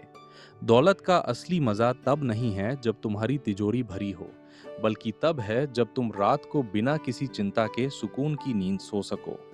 असली अमीर वो नहीं है जिसके पास सबसे ज्यादा पैसा है। असली अमीर वो है जिसे ये पता है कि उसके पास जो है वो काफी है। चलो, आज इस अध्याय के अंत में मैं तुम्हें एक ऐसी चुनौती देता हूं जो तुम्हारी जिंदगी का नजरिया बदल देगी। एक कागज और पेन लो, उस पर अपनी जिंदगी की बुनियादी जरूरतें लिखो। वो राशि लिखो जिससे तुम्हारी और तुम्हारे परिवार की जिंदगी बहुत ही सम्मानजनक और आराम से बीत सकती है। उस नंबर को अपने सामने रखो। वो तुम्हारा काफी का नंबर है। इसका मतलब ये नहीं है कि तुम मेहनत करना छोड़ दो या बड़े सपने देखना बंद कर दो। इसका मतलब सिर्फ ये है कि जब तुम उस नंबर पर पहुंच जाओ तो खेल के नियम बदल दो। फिर पैसों के लिए मत भागो, बल्कि अपनी आज़ादी के लिए काम करो। फिर अपने समय के मालिक बनो, न कि अपने पैसों के गुलाम। क्योंकि अगर तुम इस भूख को काबू नहीं करोगे तो ये भूख तुम्हें जिंदा निगल जाएगी। अब हम एक ऐसे जादुई सफर पर चलने वाले हैं जो इस किताब का सबसे बड़ा रहस्य है। एक ऐसा रहस्य जिसने साधारण लोगों को इतिहास के सबसे अमीर इंसान बना दिया। एक ऐसी ताकत जिसके बारे में अल्बर्ट आइंस्टीन ने कहा था कि ये दुनिया का 8वां अजूबा है। मेरे साथ बने रहो, क्योंकि अगले अध्याय में हम वक्त और पैसे के उस जादुई मिलाप को देखेंगे जो तुम्हारी सोच को पूरी तरह से बदल देगा। Chapter 4, compounding. क्या तुम जानते हो कि दुनिया का सबसे बड़ा जादू क्या है? मैं किसी हाथ की सफाई या फिल्मों के स्पेशल इफेक्ट्स की बात नहीं कर रहा हूँ। मैं बात कर रहा हूँ एक ऐसी अदृश्य ताकत की जो एक छोटे से बीज को विशाल बरगद के पेड़ में बदल देती है। एक ऐसी ताकत जिसे अल्बर्ट आइंस्टीन ने दुनिया का 8वां अजूबा कहा था। उन्होंने कहा था कि जो इस ताकत को समझता है वही इसे कमाता है, और जो इसे नहीं समझता वही इसे चुकाता है। इस ताकत का नाम है कंपाउंडिंग। सुनने में ये किसी बोरिंग गणित के अध्याय जैसा लगता होगा। शायद तुमने स्कूल में इसे कंपाउंड इंटरेस्ट के नाम से पढ़ा होगा। लेकिन मेरी बात मानो, ये गणित नहीं है। ये ब्रह्मांड का सबसे शक्तिशाली मनोवैज्ञानिक हथियार है। ये वो जादुई चाबी है जिसने कुछ साधारण दिखने वाले लोगों को इतिहास के सबसे अमीर इंसानों में बदल दिया। लेकिन यहाँ एक बहुत बड़ा पचड़ा है। कंपाउंडिंग का सबसे बड़ा सच ये है कि ये हमारे इंसानी दिमाग के काम करने के तरीके के बिल्कुल खिलाफ है। हमारा दिमाग लीनियर सोचता है, यानी अगर हम 1 कदम चलते हैं तो हम 1 फुट आगे बढ़ते हैं। अगर हम 2 कदम चलते हैं तो 2 फुट आगे बढ़ते हैं। हमें लगता है कि मेहनत और नतीजे का रिश्ता हमेशा ऐसा ही सीधा और सरल होता है, लेकिन कंपाउंडिंग लीनियर नहीं है। ये एक्सपोनेंशियल है। ये सीधा नहीं बढ़ता, ये तेजी से ऊपर की ओर उछलता है। यही वो जगह है जहां ज्यादातर लोग मात खा जाते हैं। वे मेहनत करते हैं, निवेश करते हैं, लेकिन जब उन्हें कुछ महीनों या कुछ सालों तक कोई बड़ा नतीजा नहीं दिखता तो वे हार मान लेते हैं। वे सोचते हैं कि ये तरीका काम नहीं कर रहा है। वे उस जादुई मोड़ को पार करने से ठीक पहले अपनी मेहनत छोड़ देते हैं, जहां से असली दौलत का विस्फोट शुरू होने वाला था। चलो इस रहस्य को समझने के लिए दुनिया के सबसे महान निवेशक वॉरेन बफेट की जिंदगी में झांकते हैं। जब लोग वॉरेन बफेट के बारे में सोचते हैं तो वे उनके निवेश करने की काबिलियत, उनके धैर्य और उनकी बुद्धिमत्ता की बात करते हैं। लोग कहते हैं कि बफेट एक जीनियस है, और ये सच भी है। लेकिन बफेट की कामयाबी का सबसे बड़ा राज उनकी बुद्धिमत्ता नहीं, बल्कि उनका समय है। ज्यादातर लोग ये नहीं जानते कि वॉरेन बफेट ने निवेश करना कब शुरू किया था। उन्होंने अपनी पहली इन्वेस्टमेंट सिर्फ 10 साल की उम्र में की थी। सोचो, जब दूसरे 10 साल के लड़के खेल रहे थे, बफेट पैसे के खेल को समझ रहे थे। बफेट की नेटवर्थ का एक बहुत बड़ा हिस्सा उन्होंने अपनी उम्र के 65वें साल के बाद कमाया। इसका मतलब ये है कि उनकी दौलत का असली विस्फोट उनकी बुद्धिमत्ता से ज्यादा उनके समय की वजह से हुआ। वे दशकों तक बाजार में टिके रहे। उन्होंने कंपाउंडिंग को अपना काम करने दिया। उन्होंने उस जादू को नहीं रोका। अगर बफेट ने 30 साल की उम्र में निवेश शुरू किया होता और 60 साल की उम्र में रिटायर हो जाते तो वे आज भी बहुत अमीर होते। लेकिन वे दुनिया के सबसे अमीर इंसानों की लिस्ट में नहीं होते। उनकी असल ताकत ये नहीं थी कि वे सबसे अच्छे शेयर चुनते थे, बल्कि ये थी कि उन्होंने सबसे ज्यादा समय तक निवेश किया। कंपाउंडिंग का असली मंत्र है समय। इसे एक सरल उदाहरण से समझते हैं। मान लो मैं तुम्हें 2 विकल्प देता हूँ। पहला विकल्प ये है कि मैं तुम्हें आज अभी के अभी 1 करोड़ रुपए नकद दे दूं।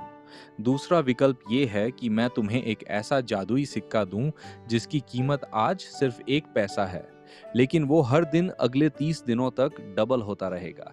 ज्यादातर लोग लालच में आकर 1 करोड़ चुन लेंगे, क्योंकि 1 करोड़ एक बड़ी रकम है और 1 पैसा कुछ भी नहीं। लेकिन अगर तुम कंपाउंडिंग की ताकत को समझते हो तो तुम उस सिक्के को चुनोगे, क्यों? क्योंकि पहले ही 10 दिनों तक तुम्हें लगेगा कि तुम बेवकूफ़ बन गए हो। 10वें दिन तक वो 1 पैसा बढ़कर सिर्फ 514 पैसे बनेगा। तुम सोचोगे 1 करोड़ वाले इंसान ने जीत हासिल कर ली और मैं यहाँ 500 रुपए लेकर बैठा हूँ। लेकिन यही वो मोड़ है जहाँ कमज़ोर लोग मैदान छोड़ देते हैं। वे इसे बोरिंग समझते हैं, वे इसे बेकार समझते हैं। लेकिन अगर तुम टिके रहे तो 20वें दिन वो रकम लगभग 5000 होगी। अब भी तुम 1 करोड़ के सामने बहुत छोटे हो, लेकिन जैसे ही तुम 30वें दिन पहुंचोगे वो 1 पैसा बढ़कर 1 करोड़ से भी ज्यादा हो जाएगा। ये है कंपाउंडिंग का असली चेहरा। ये शुरुआत में बहुत धीमा चलता है, इतना धीमा कि ये अदृश्य लगता है, लेकिन एक बार जब ये अपनी रफ्तार पकड़ लेता है तो ये एक ऐसी सुनामी बन जाता है जिसे दुनिया की कोई भी ताकत नहीं रोक सकती। अब जरा सोचो कि तुम्हारी जिंदगी में ये कहाँ लागू होता है। सिर्फ पैसों में नहीं, कंपाउंडिंग तुम्हारी हर आदत में काम करती है। अगर तुम हर दिन खुद को सिर्फ 1% बेहतर बनाते हो तो साल के अंत में तुम पहले से 10 गुना ज्यादा बेहतर इंसान बन जाओगे। लेकिन अगर तुम हर दिन 1% खराब होते हो तो तुम धीरे धीरे शून्य की तरफ बढ़ोगे। समस्या ये है कि हम इस दुनिया में रहते हैं जहां हर चीज इंस्टेंट चाहिए। हमें इंस्टेंट कॉफी चाहिए, इंस्टेंट मैसेजिंग चाहिए और अब हमें इंस्टेंट वेल्थ चाहिए। हम चाहते हैं कि आज निवेश करें और कल करोड़पति बन जाएं। हम उस बोरिंग पीरियड को बर्दाश्त नहीं कर पाते जहां मेहनत तो हो रही है लेकिन नतीजे नहीं दिख रहे। मनोविज्ञान की भाषा में इसे वैली ऑफ डिसअपॉइंटमेंट यानी निराशा की घाटी कहते हैं। ये वो समय होता है जब तुम सही दिशा में काम कर रहे होते हो, तुम अनुशासन का पालन कर रहे होते हो, लेकिन तुम्हारी प्रोग्रेस एक सीधी रेखा में दिखती है। तुम्हें लगता है कि तुम अपनी जगह पर ही खड़े हो। यही वो समय है जब ज्यादातर लोग हार मान लेते हैं। वे अपनी स्ट्रैटेजी बदल देते हैं, वे शॉर्टकट ढूंढने लगते हैं या वे निवेश करना ही छोड़ देते हैं। वे उस जादुई कर्व के ठीक नीचे होते हैं जहां से ग्राफ अचानक ऊपर जाने वाला होता है। सफल और असफल इंसान के बीच का सबसे बड़ा फर्क यही है। असफल इंसान नतीजों के लिए काम करता है और सफल इंसान प्रोसेस के लिए काम करता है। सफल इंसान जानता है कि कंपाउंडिंग का जादू तभी काम करता है जब उसे बीच में न रोका जाए। अमीर बनने का सबसे बड़ा जोखिम ये नहीं है कि तुम्हारा निवेश डूब जाएगा। सबसे बड़ा जोखिम ये है कि तुम समय से पहले हार मान लोगे। तुम उस जादुई सिक्के को 20वें दिन फेंक दोगे, ये सोचकर कि ये काम नहीं कर रहा है। दौलत बनाने का सबसे सरल लेकिन सबसे मुश्किल रास्ता है धैर्य और निरंतरता। तुम्हें बस 3 चीजें करनी है। पहला, जल्दी शुरू करो। जितना ज्यादा समय तुम्हारे पास होगा, कंपाउंडिंग उतनी ही ताकतवर होगी। दूसरा, अपनी आदतों और निवेश में अनुशासन रखो। तीसरा और सबसे जरूरी, कंपाउंडिंग की प्रक्रिया को बीच में मत रोको। जब लोग देखते हैं कि बाजार गिर रहा है तो वे डर कर अपना पैसा निकाल लेते हैं। वे कंपाउंडिंग की चेन को तोड़ देते हैं। वे भूल जाते हैं कि दौलत रातों रात नहीं बनती, वो दशकों की खामोश मेहनत का नतीजा होती है। चलो अब एक गहरी बात समझते हैं। कंपाउंडिंग सिर्फ पैसों की नहीं होती, ये रिश्तों की भी होती है, ज्ञान की भी होती है और भरोसे की भी होती है। अगर तुम हर दिन अपने पार्टनर को थोड़ा सा ज्यादा प्यार और सम्मान देते हो तो सालों बाद तुम्हारे पास एक ऐसा रिश्ता होगा जिसे कोई भी तूफान नहीं हिला पाएगा।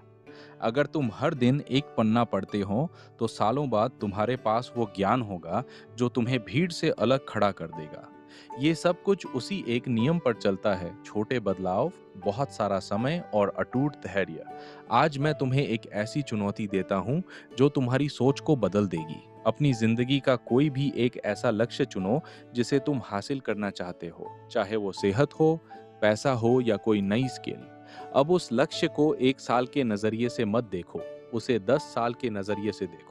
खुद से पूछो, अगर मैं अगले 10 सालों तक हर दिन इस काम में सिर्फ 1% सुधार करूं और कभी बीच में न रुकूं तो मैं कहां पहुंचूंगा। जब तुम 10 साल की तस्वीर देखते हो तो तुम्हारा आज का तनाव कम हो जाता है। तुम छोटी हार से नहीं डरते, तुम उस बोरिंग पीरियड को सहने के लिए तैयार हो जाते हो, क्योंकि तुम्हें पता है कि अंत में एक विस्फोट होने वाला है। याद रखो, दुनिया में सबसे बड़ी दौलत वो नहीं है जो बैंक बैलेंस में दिखती है, बल्कि वो है जो तुम्हारे धैर्य और अनुशासन से पैदा होती है। कंपाउंडिंग एक ऐसा खेल है जहां जीत उसकी नहीं होती जो सबसे तेज दौड़ता है, बल्कि उसकी होती है जो सबसे लंबे समय तक दौड़ता रहता है। ये सफर अब और भी दिलचस्प होने वाला है। अब तक हमने ये समझा कि पैसा मनोविज्ञान है, किस्मत का हाथ होता है और धैर्य का जादू चलता है। लेकिन अब हम एक ऐसे सच की बात करेंगे जो बहुत कड़ा है। क्या अमीर बनना ही काफी है? क्या बहुत सारा पैसा होना ही सफलता की गारंटी है? अगले अध्याय में हम जानेंगे कि अमीर बनना एक बात है, लेकिन अमीर बने रहना बिल्कुल अलग बात है। हम बात करेंगे उस मानसिकता की जो दौलत को बनाती है और उस मानसिकता की जो दौलत को बचाती है। मेरे साथ बने रहो, क्योंकि अब हम दौलत के सबसे गहरे और खतरनाक सच की ओर बढ़ रहे हैं। Chapter 5, getting wealthy versus staying wealthy. एक ऐसी कल्पना करो जहां तुम दुनिया के सबसे ऊंचे शिखर पर खड़े हो। तुम्हारे चारों तरफ बादल है, तुम्हारे पैरों के नीचे पूरी दुनिया है और तुम्हारी जेबें सोने से भरी हैं। तुम वो सब कुछ हासिल कर चुके हो जिसके लिए लोग अपनी पूरी जिंदगी कुर्बान कर देते हैं। तुम जीत चुके हो, लेकिन ठीक उसी पल जब तुम अपनी जीत का जश्न मना रहे होते हो, तुम्हारे पैरों के नीचे की जमीन खिसकने लगती है। तुम महसूस करते हो कि जिस शिखर पर तुम खड़े हो वो पत्थर का नहीं बल्कि रेत का बना था। और देखते ही देखते तुम उस ऊंचाई से इतनी तेजी से गिरते हो कि तुम्हें संभलने का मौका तक नहीं मिलता। ये कहानी किसी फिल्म की नहीं है, ये हकीकत है। और ये हकीकत उन लाखों लोगों की है जिन्होंने दौलत तो बनाई लेकिन उसे संभाल नहीं पाए। आज हम एक ऐसे विरोधाभास के बारे में बात करेंगे जो दुनिया के सबसे सफल इंसानों और सबसे बड़े असफल लोगों के बीच की एकमात्र दीवार है। हम बात करेंगे इस गहरे सच की कि अमीर बनना एक बात है, लेकिन अमीर बने रहना बिल्कुल अलग बात है। सुनने में ये बात बहुत सरल लगती है। तुम्हें लगेगा कि अगर मेरे पास बहुत सारा पैसा आ गया तो उसे बचा कर रखना तो बहुत आसान होगा। लेकिन यहीं पर तुम गलती कर रहे हो। यहीं पर तुम्हारा मनोविज्ञान तुम्हें धोखा देता है। क्योंकि सच तो ये है कि अमीर बनने के लिए जिस मानसिकता की जरूरत होती है, अमीर बने रहने के लिए उसकी बिल्कुल विपरीत मानसिकता की जरूरत होती है। चलो इस खेल की गहराइयों में उतरते हैं। सबसे पहले बात करते हैं अमीर बनने की, यानी गेटिंग वेल्थी की। अमीर बनने के लिए तुम्हें एक खास तरह के इंसान बनना पड़ता है। तुम्हें जोखिम लेना पड़ता है।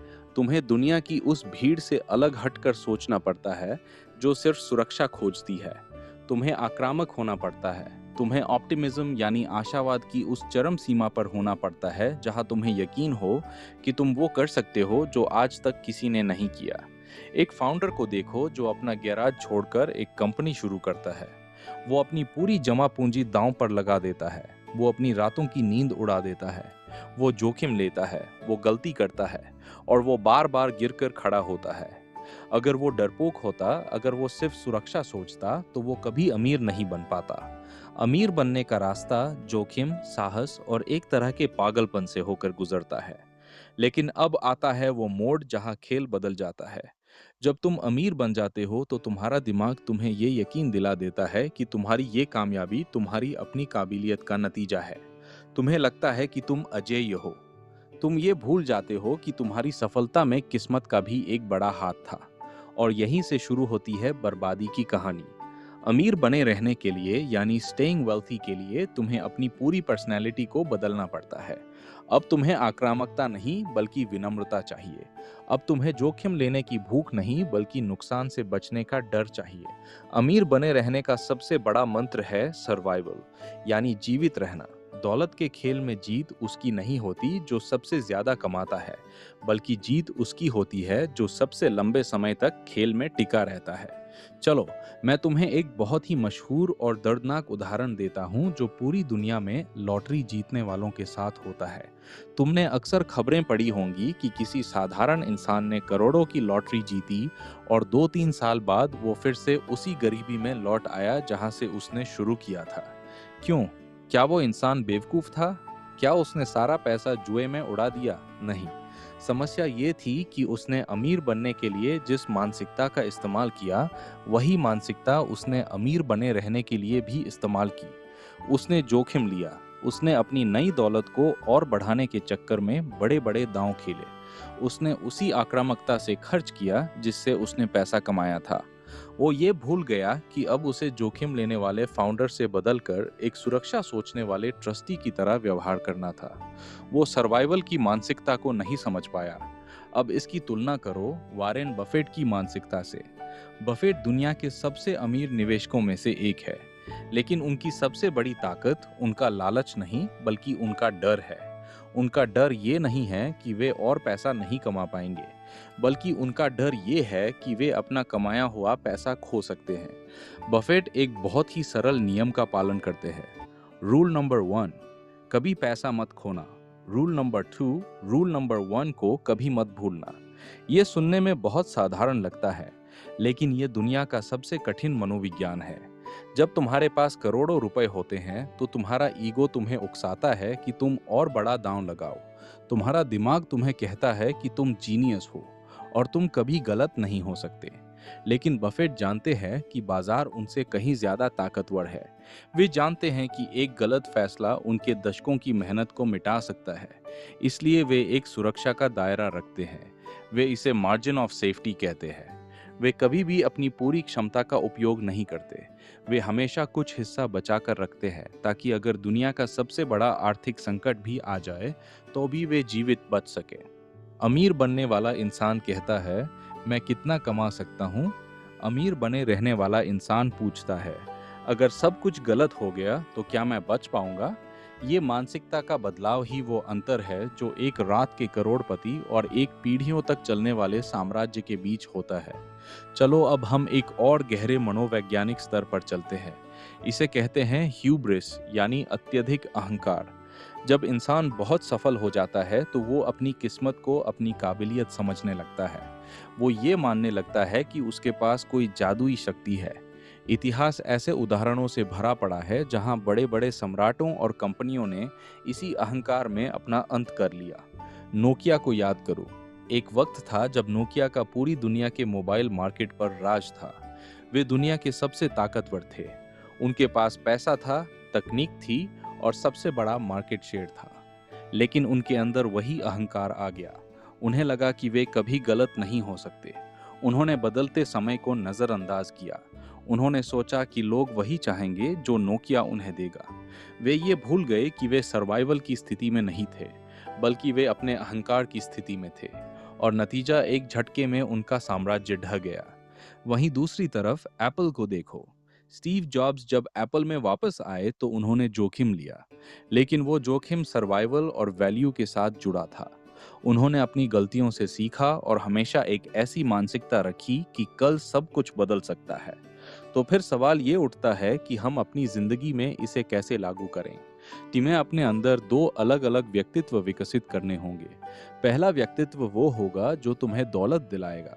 ये व्यक्तित्व साहसी होगा। ये जोखिम लेगा। ये रात भर जागेगा। ये असफलताओं से नहीं डरेगा। जब तुम अपने करियर की शुरुआत कर रहे हो या अपना बिजनेस खड़ा कर रहे हो तो इस व्यक्तित्व को बाहर आने दो। इस समय तुम्हारा लक्ष्य होना चाहिए ग्रोथ।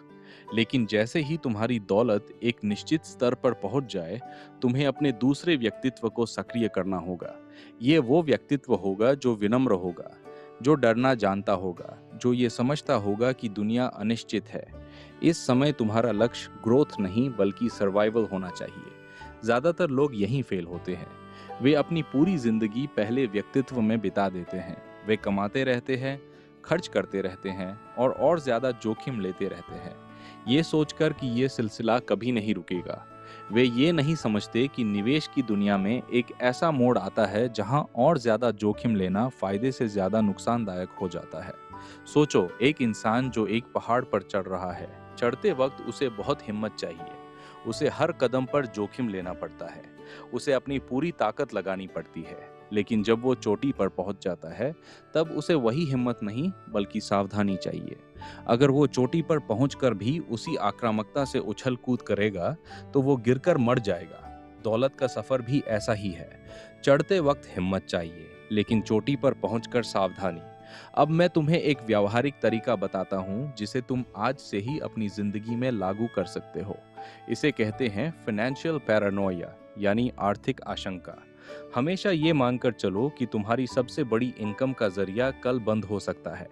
हमेशा ये सोचो कि जिस कंपनी में तुम काम कर रहे हो वो डूब सकती है, या जिस बिजनेस से तुम पैसा कमा रहे हो वो अचानक खत्म हो सकता है। जब तुम ये डर अपने अंदर रखते हो तो तुम लालच में नहीं आते। तुम अपनी सारी कमाई को लग्जरी गाड़ियों और महंगे घरों में नहीं उड़ाते। इसके बजाय तुम एक ऐसा बफर बनाते हो जो तुम्हें तब भी जिंदा रखे जब दुनिया उजड़ रही हो। असली आज़ादी वो नहीं है कि तुम्हारे पास कितनी महंगी चीज़ें हैं। असली आज़ादी वो है कि अगर कल तुम्हारी कमाई शून्य हो जाए तब भी तुम कितने सालों तक अपनी गरिमा और सम्मान के साथ जी सकते हो। अगर तुम्हारे पास 10 साल का खर्च बचाया हुआ है तो तुम दुनिया के सबसे शक्तिशाली इंसान हो, क्योंकि अब तुम डर के कारण फैसले नहीं लोगे, बल्कि अपनी शर्तों पर फैसले लोगे। तुम अपने बॉस को गलत बात कहने की हिम्मत रखोगे। तुम अपनी पसंद का काम कर सकोगे, क्योंकि तुम्हारे पास सर्वाइवल की गारंटी है। चलो, आज इस अध्याय के अंत में मैं तुम्हें एक ऐसी चुनौती देता हूं जो तुम्हें तुम्हारी असल स्थिति का एहसास कराएगी। आज अपनी सारी संपत्तियों और अपने खर्चों की एक लिस्ट बनाओ। अब अपनी आंखें बंद करो और कल्पना करो कि तुम्हारी आज की सारी इनकम बंद हो गई है। एक भी पैसा नहीं आ रहा है। अब ईमानदारी से गणना करो कि तुम कितने दिनों तक, कितने महीनों तक या कितने सालों तक बिना अपनी जीवन शैली को गिराए जिंदा रह सकते हो। वो जो नंबर निकल कर आएगा वही तुम्हारा असली सर्वाइवल स्कोर है। अगर वो नंबर बहुत छोटा है तो डरो मत, बल्कि जागरूक हो जाओ। ये संकेत है कि तुम अभी भी सिर्फ अमीर बनने की मानसिकता में हो। अब समय है कि तुम अमीर बने रहने की मानसिकता विकसित करो। अपनी फिजूल खर्ची को कम करो, अपने सुरक्षा चक्र को बढ़ाओ और अपनी विनम्रता को वापस लाओ। याद रखो, दौलत का असली आनंद उसे खर्च करने में नहीं, बल्कि इस सुकून में है कि तुम्हें कल की चिंता नहीं है। हमारा ये सफर अब और भी पेचीदा होने वाला है। अब तक हमने देखा कि कैसे जोखिम और सर्वाइवल के बीच संतुलन बनाना जरूरी है। लेकिन क्या तुम जानते हो कि निवेश की दुनिया में सबसे बड़े नतीजे कहाँ से आते हैं? क्या हर छोटा निवेश मायने रखता है? अगले अध्याय में हम बात करेंगे उन चुनिंदा फैसलों की जो तुम्हारी पूरी जिंदगी बदल देते हैं।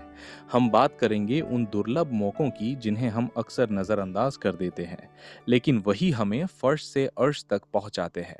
हम बात करेंगे टेल्स यू विन के बारे में। तैयार रहो, क्योंकि अब हम दौलत के उस गणित को समझेंगे जहां कुछ गिने चुने फैसले बाकी सब कुछ छोटा बना देते हैं। मेरे साथ बने रहो। Chapter 6, tells you win. अगर मैं तुमसे कहूं कि तुम्हारी जिंदगी की सबसे बड़ी सफलता शायद तुम्हारी सबसे ज्यादा मेहनत का नतीजा नहीं होगी, बल्कि किसी एक ऐसे फैसले, एक ऐसे मौके या एक ऐसे निवेश का नतीजा होगी जो बाकी सैकड़ों फैसलों से 1000 गुना ज्यादा असर डाल देगा, तो शायद तुम्हें ये बात अजीब लगे, क्योंकि हमें बचपन से सिखाया जाता है कि सफलता एक सीधी रेखा है। जितनी मेहनत उतना परिणाम, जितना समय उतनी कमाई। लेकिन वास्तविक दुनिया इस नियम पर नहीं चलती। वास्तविक दुनिया का खेल कहीं ज्यादा अजीब, कहीं ज्यादा असमान और कहीं ज्यादा अप्रत्याशित है। दुनिया में ज्यादातर परिणाम कुछ गिने चुने घटनाओं से आते हैं।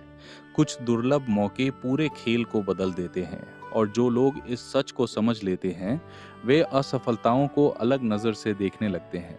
वे हर हार को अंतिम निर्णय नहीं मानते। वे जानते हैं कि शायद अगला अवसर उनकी पूरी कहानी बदल सकता है। जरा सोचो, इतिहास की सबसे शक्तिशाली कंपनियों को देखो। आज जब हम माइक्रोसॉफ्ट, एप्पल, अमेज़न, गूगल या एनवीडिया जैसे नाम सुनते हैं तो हमें लगता है कि उनकी सफलता एक तयशुदा कहानी थी। जैसे शुरुआत से ही साफ था कि ये कंपनियां दुनिया पर राज करेंगी।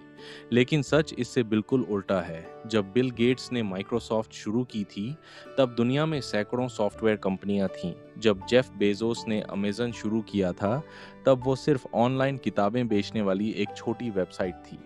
जब लैरी पेज और सर्गेई ब्रिन ने गूगल बनाया था तब इंटरनेट पर पहले से कई सर्च इंजन मौजूद थे। उस समय किसी ने नहीं कहा था कि यही कंपनियां भविष्य लिखेंगी। लेकिन फिर कुछ ऐसा हुआ जिसने बाकी सबको पीछे छोड़ दिया।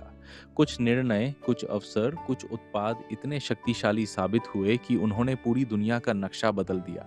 यही है टेल्स यू विन का अर्थ। कुछ दुर्लभ परिणाम इतने विशाल होते हैं कि वे बाकी सभी परिणामों को महत्वहीन बना देते हैं। शेयर बाजार इसका सबसे शानदार उदाहरण है।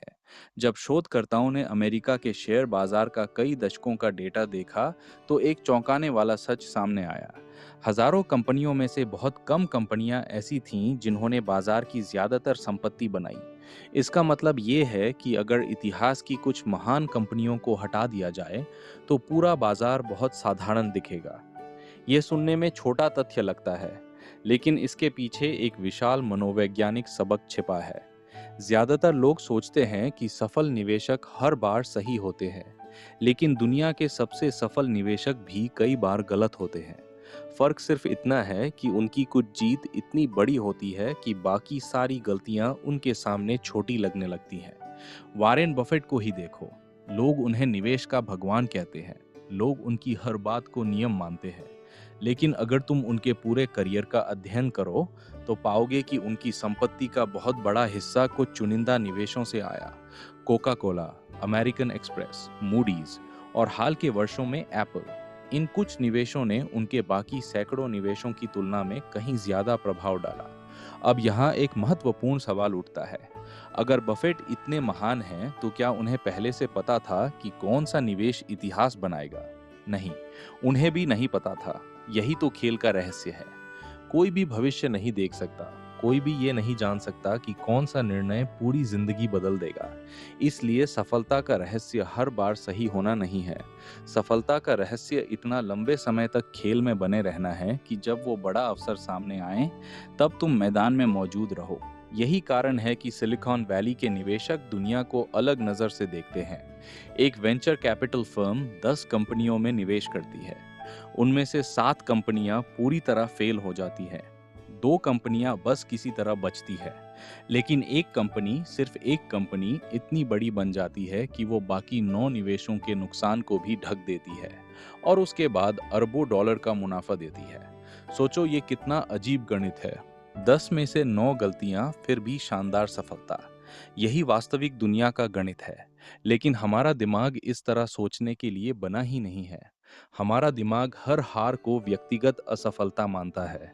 हमारा दिमाग चाहता है कि हर प्रयास सफल हो। इसलिए जब लोग कुछ बार असफल होते हैं, तो वे निष्कर्ष निकाल लेते हैं कि वे इस खेल के लिए बने ही नहीं हैं। यहीं पर ज्यादातर लोग अपने सपनों को दफना देते हैं। वे 5 असफल इंटरव्यू के बाद मान लेते हैं कि वे योग्य नहीं हैं। वे 2 असफल बिजनेस के बाद मान लेते हैं कि उद्यमिता उनके बस की बात नहीं है। वे कुछ गलत निवेशों के बाद मान लेते हैं कि निवेश सिर्फ अमीर लोगों का खेल है। लेकिन वे एक चीज भूल जाते हैं। दुनिया के ज्यादातर महान परिणाम शुरुआत में साधारण दिखते हैं। अमेज़न शुरुआत में सिर्फ किताबें बेचता था। नेटफ्लिक्स शुरुआत में डीवीडी किराए पर देता था। फेसबुक शुरुआत में सिर्फ एक कॉलेज नेटवर्क था। टेस्ला को लोग मजाक समझते थे। लेकिन फिर एक समय आया जब उन कंपनियों ने बाकी सबको पीछे छोड़ दिया। अगर उनके संस्थापक शुरुआती कठिनाइयों के दौरान हार मान लेते, तो इतिहास अलग होता। अब खेल की दुनिया में चलते हैं। माइकल जॉर्डन को दुनिया महानतम बास्केटबॉल खिलाड़ी मानती है।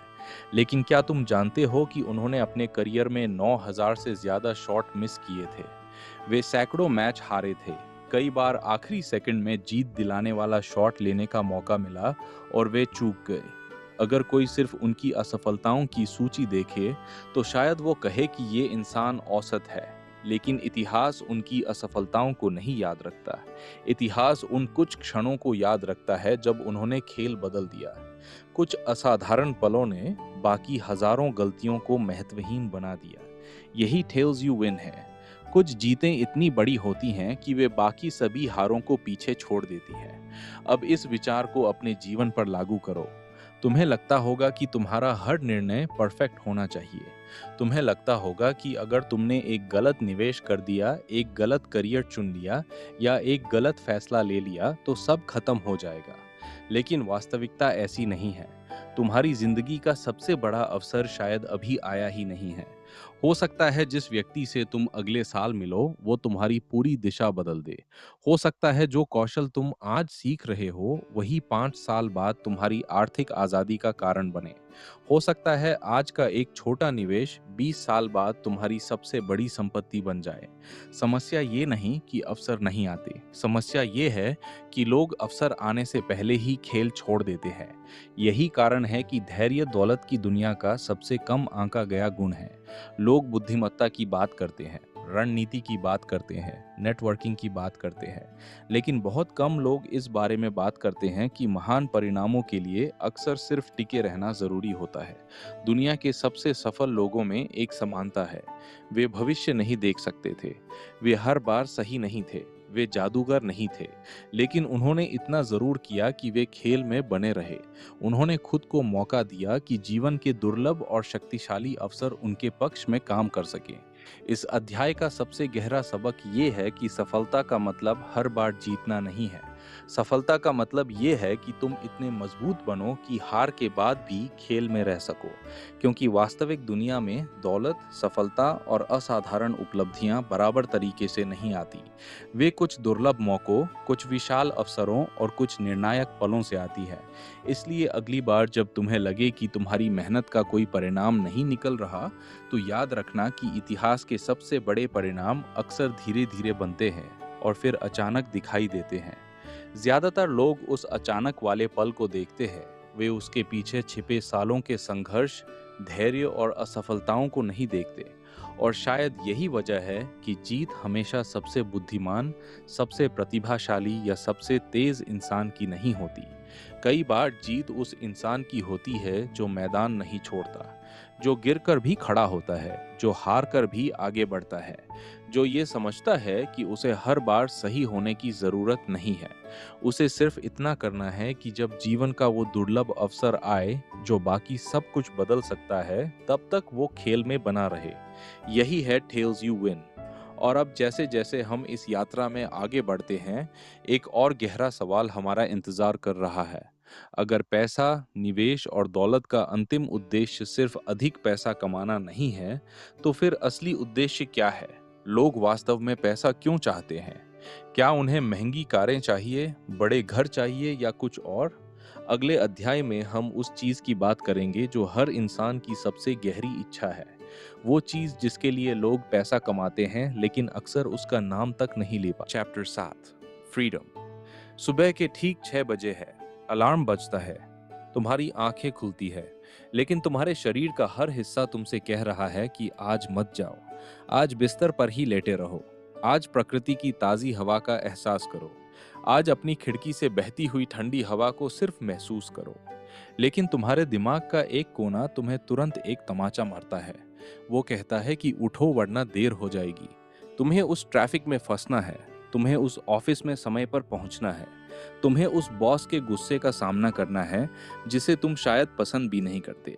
तुम एक गहरी सांस लेते हो, अपनी थकावट को दबाते हो और उस अंतहीन दौड़ में शामिल होने के लिए तैयार हो जाते हो जिसमें पूरा शहर भाग रहा है। क्या तुमने कभी सोचा है कि हम सब इतनी बड़ी लड़ाई क्यों लड़ रहे हैं?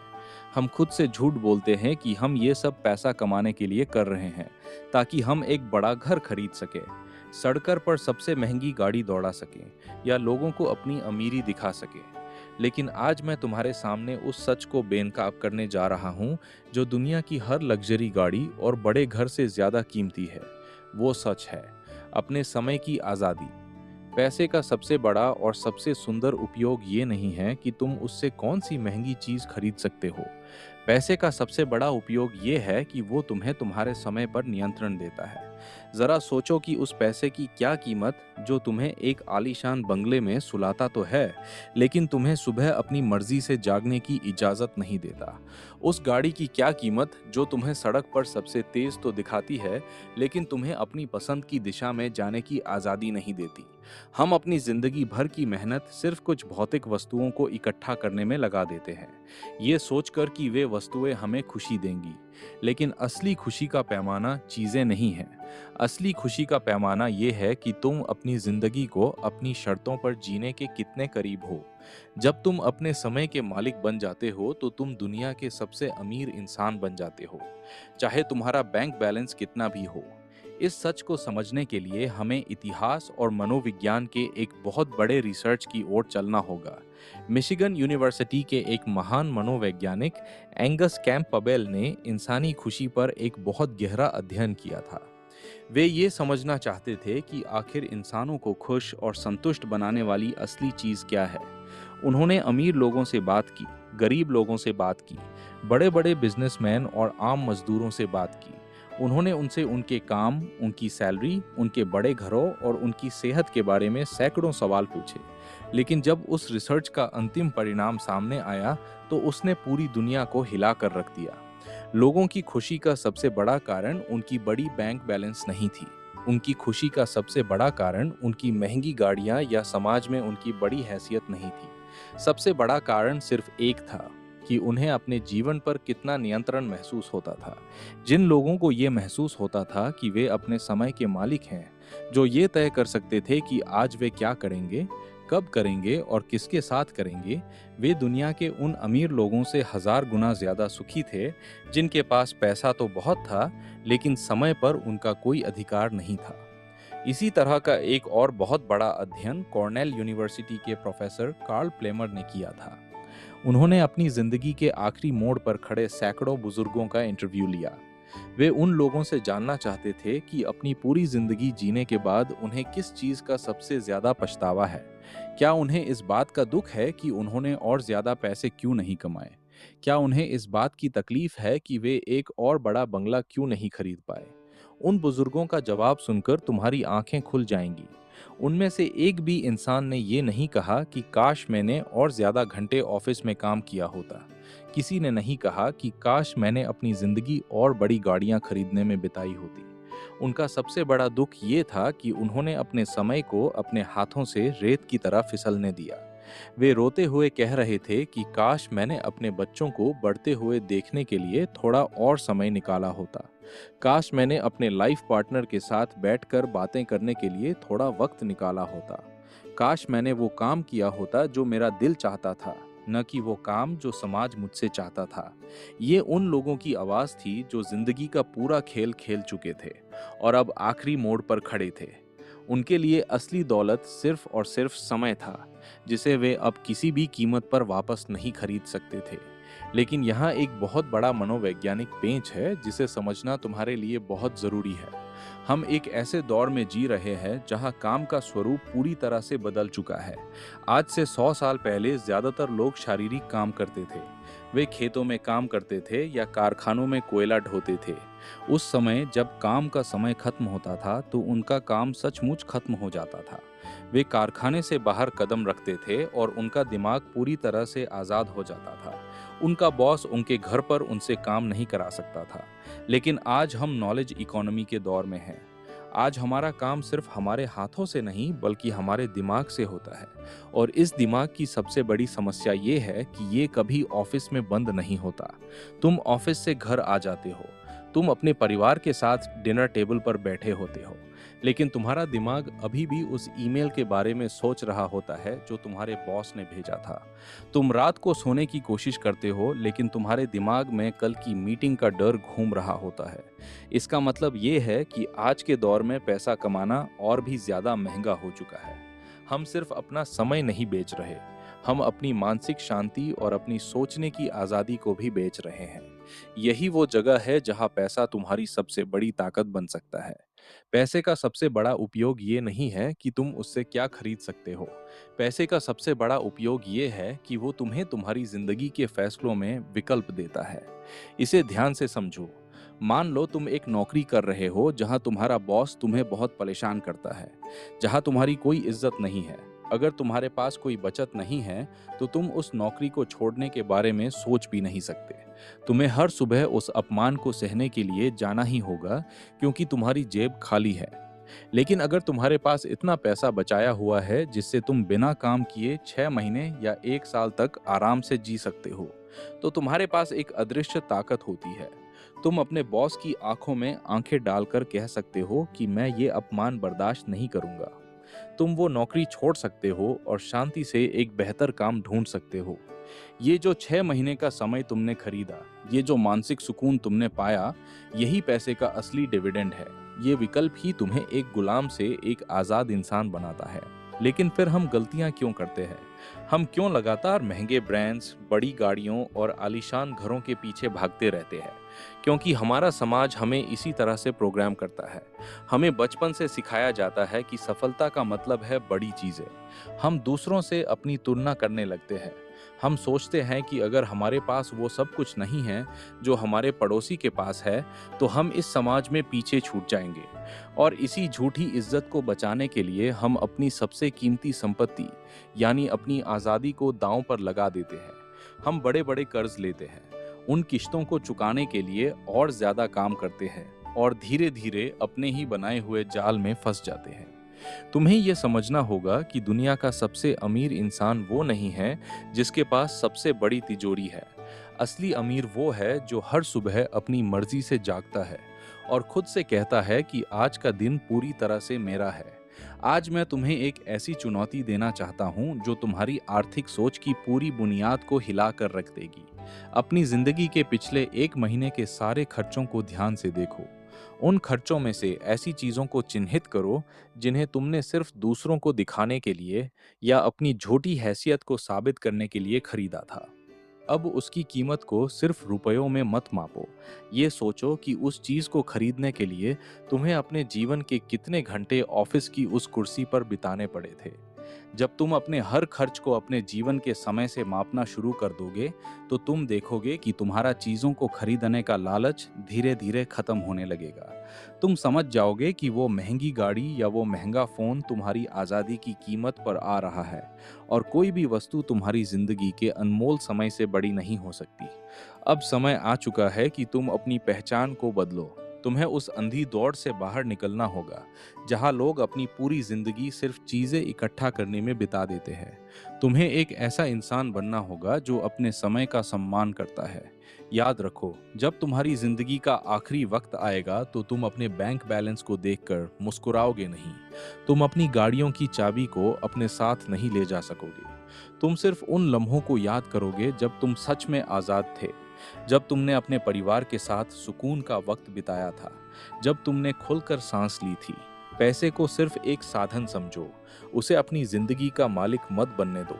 अपनी बचत को बढ़ाओ, अपनी ज़रूरतों को सीमित करो और अपनी आज़ादी को अपनी सबसे बड़ी दौलत बनाओ। क्योंकि जब तुम अपने समय के मालिक बन जाते हो तो तुम इस ब्रह्मांड के सबसे अमीर इंसान बन जाते हो। यही असली सफलता है और यही वो मंजिल है जिसे तुम्हें पाना है। Chapter 8, man in the car paradox. रात के 12:30 बजे हैं। शहर की सबसे पॉश सड़क पर नीली और पीली नियन लाइट्स चमक रही हैं। अचानक सन्नाटे को चीरती हुई एक बेहद तेज और गूंजती हुई आवाज सुनाई देती है।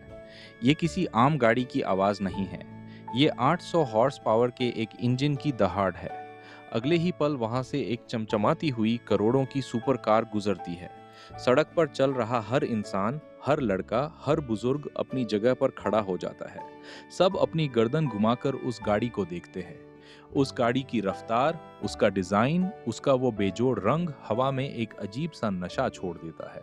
उस पल में उस गाड़ी को चलाने वाला इंसान स्टीयरिंग व्हील को कसकर पकड़ता है और उसके चेहरे पर एक मुस्कान तैर आती है। वो सोचता है, देखो, सब मेरी तरफ देख रहे हैं, सब मुझे एडमियर कर रहे हैं। मैंने असल में कुछ बड़ा कर दिखाया है। लेकिन यहीं पर एक बहुत बड़ा और दर्दनाक सच छिपा है जिसे ज्यादातर लोग कभी समझ ही नहीं पाते। सड़क पर खड़े हुए सारे लोग उस गाड़ी को देख रहे हैं। वे उसकी स्पीड को देख रहे हैं, उसके शेप को देख रहे हैं, उसके रंग को देख रहे हैं। लेकिन उस गाड़ी के अंदर बैठे इंसान को कोई नहीं देख रहा। कोई नहीं सोच रहा कि वो कौन है, उसने क्या मेहनत की, उसने कितनी रातें जाग कर बिताई, उसने कितने जोखिम लिए। सब सिर्फ गाड़ी को देख रहे हैं और अगले ही सेकंड में वो गाड़ी आगे निकल जाती है। लोग फिर से अपनी जिंदगी में व्यस्त हो जाते हैं। किसी के दिमाग में उस ड्राइवर का चेहरा नहीं रहता, किसी के दिल में उस इंसान के लिए कोई सम्मान या जलन नहीं रहती। सिर्फ गाड़ी की याद रह जाती है। ये है man in the car paradox. हम महंगी चीजें इसलिए खरीदते हैं ताकि दूसरे लोग हमें देखें, हमें एडमियर करें, हमें सम्मान दें। लेकिन हकीकत ये है कि दूसरे लोग हमें नहीं देख रहे होते। वे सिर्फ उस चीज को देख रहे होते हैं जो हमने खरीदी है, और उस चीज को देखकर वे खुद के बारे में सोचने लगते हैं, काश मेरे पास भी ऐसी गाड़ी होती। यानी आपकी महंगी कार किसी और की ईर्ष्या बढ़ा रही होती है, आपकी इज्जत नहीं। जब आप एक लग्जरी वॉच पहनते हैं तो लोग वॉच को देखते हैं, आपको नहीं। जब आप एक बड़ा बंगला खरीदते हैं तो लोग बंगले को देखते हैं, आपके अंदर की कहानी को नहीं। जब आप महंगे कपड़े पहनते हैं तो लोग ब्रांड को देखते हैं, आपकी मेहनत को नहीं। हम अपनी जिंदगी भर की कमाई इसलिए खर्च कर देते हैं ताकि दूसरे हमें देखें, लेकिन दूसरे हमें कभी नहीं देखते। वे सिर्फ उस सामान को देखते हैं जो हमने खरीदा है, और फिर वे अपने बारे में सोचने लगते हैं। ये पैराडॉक्स जितना गहरा है उतना ही खतरनाक भी है, क्योंकि इसी पैराडॉक्स की वजह से लाखों लोग कर्ज में डूब जाते हैं। वे गाड़ी खरीदते हैं, घर खरीदते हैं, घड़ी खरीदते हैं, सिर्फ इसलिए कि लोग क्या कहेंगे। लेकिन लोग कुछ नहीं कहते। लोग तो बस अपनी जिंदगी जी रहे होते हैं, और आप अपनी आज़ादी, अपनी नींद, अपनी शांति उस चीज़ के पीछे दांव पर लगा देते हैं जो किसी और के लिए सिर्फ 2 सेकंड की एडमिरेशन पैदा करती है। असली अमीरी वो नहीं है जो सड़क पर लोग देखें। असली अमीरी वो है जो रात को सोते समय आपको सुकून दे। असली अमीरी वो है जब आप सुबह अपनी मर्जी से जाग सकें। असली अमीरी वो है जब आपको किसी को कुछ साबित करने की जरूरत न हो।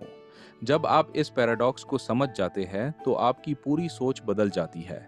आप महंगी चीजें इसलिए नहीं खरीद देते कि दूसरे देखें। आप चीजें इसलिए खरीदते हैं क्योंकि वे आपको खुशी देती हैं, सुविधा देती हैं, या आपकी जिंदगी आसान बनाती है। और ज्यादातर समय आप ये समझ जाते हैं कि बहुत सी चीजें तो बस दिखाने के लिए ही थीं, उनकी असल जरूरत नहीं थी। किताब का अंत, अब जब आप इस पूरी यात्रा के आखिरी पन्ने पर पहुंचे हैं, तो एक बार फिर रुककर सोचिए। हमने देखा कि पैसा सिर्फ गणित नहीं है, वो मनोविज्ञान है। हमने देखा कि किस्मत और जोखिम का कितना बड़ा हाथ होता है। हमने देखा कि और चाहिए वाली भूख कैसे सबसे बड़े साम्राज्यों को निगल जाती है। हमने देखा कि कंपाउंडिंग का जादू धैर्य से ही काम करता है। हमने देखा कि अमीर बनना और अमीर बने रहना दो अलग खेल है। हमने देखा कि कुछ चुनिंदा फैसले पूरी जिंदगी बदल देते हैं। हमने देखा कि असली दौलत समय की आज़ादी है। और आखिर में हमने देखा कि ज्यादातर लोग आपको नहीं, आपकी चीज़ों को देखते हैं। अब सवाल ये नहीं है कि आप कितना कमा सकते हैं, सवाल ये है कि आप कितनी शांति से जी सकते हैं। पैसे का असली मकसद ये नहीं है कि आप दुनिया के सामने कुछ साबित करें। पैसे का असली मकसद ये है कि आप खुद के सामने ईमानदार रह सकें, कि आप रात को बिना किसी डर के सो सकें, कि आप सुबह बिना किसी मजबूरी के जाग सकें, कि आप अपनी जिंदगी अपनी शर्तों पर जी सकें। याद रखिए, आपकी गाड़ी कोई नहीं देखता, आपका घर कोई नहीं देखता, आपकी घड़ी कोई नहीं देखता। लोग सिर्फ अपनी जिंदगी देखते हैं। इसलिए अपनी जिंदगी को इतना खूबसूरत बनाइए कि आपको किसी और की नज़र की ज़रूरत ही ना पड़े। दौलत कमाने का खेल आसान नहीं है, लेकिन दौलत को समझना और उससे आज़ाद होना, यही असली जीत है। अब किताब बंद कीजिए और अपनी ज़िंदगी शुरू कीजिए।